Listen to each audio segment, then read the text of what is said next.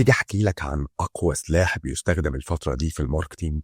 لو عاوز تعرف ايه هو اتفرج على الفيديو ده. احنا جايين النهارده يا صديقي نتكلم عن الستوري تيلينج او فن الحكي القصصي، واللي بيعتبر في الزمن اللي احنا عايشين فيه دلوقتي او في الفتره اللي احنا موجودين فيها دلوقتي مش رفاهيه، ده اداه اساسيه ومهمه لازم تستخدمها في التسويق بتاعك. الستوري تيلينج هو اللي هيخلي الناس تشتري منك. لو بتقدم محتوى تعليمي او بتسوق لكورس او حتى منتجات، ساعات كتير ممكن تحس انك انت بتشرح الخدمه بتاعتك كويس بس مفيش مبيعات. غالبا السبب هنا مش انك انت ناقصك معلومه، السبب انك بتقدم معلومه اكتر ما بتحكي قصه. طيب هو ايه الفرق؟ تعال اقول لك. هناخد دلوقتي مثال ان احنا عاوزين نبيع كورس من غير ستوري تيلينج، فهنقول احنا عندنا كورس هيعلمك ازاي تعمل فانل في 5 خطوات علشان تزود المبيعات بتاعتك. لو شفنا الاعلان ده هنلاقيه ان هو بيقدم معلومه بس من غير اقناع او تاثير. المثال التاني بقى دلوقتي بنفس الفكره بس هنجرب فيه الستوري تيلينج. فهنقول في الاعلان ان احنا عندنا عميل اسمه محمود، بدا من غير اي خبره. اول فانل اللي عملها بنفسه نتيجه الكورس اللي احنا بنقدمه،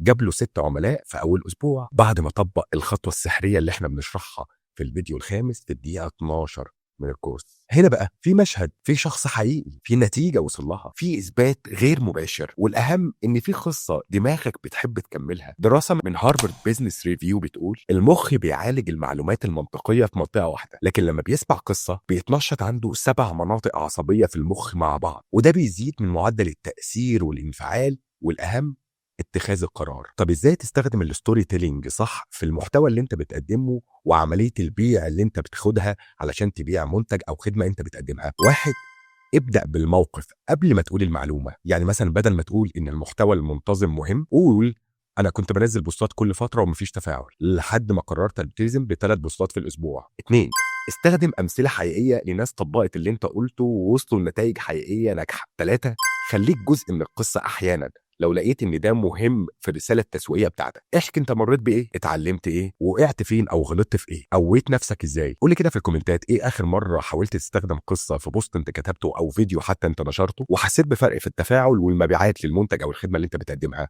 هستنى ردك في الكومنتات. السلام عليكم.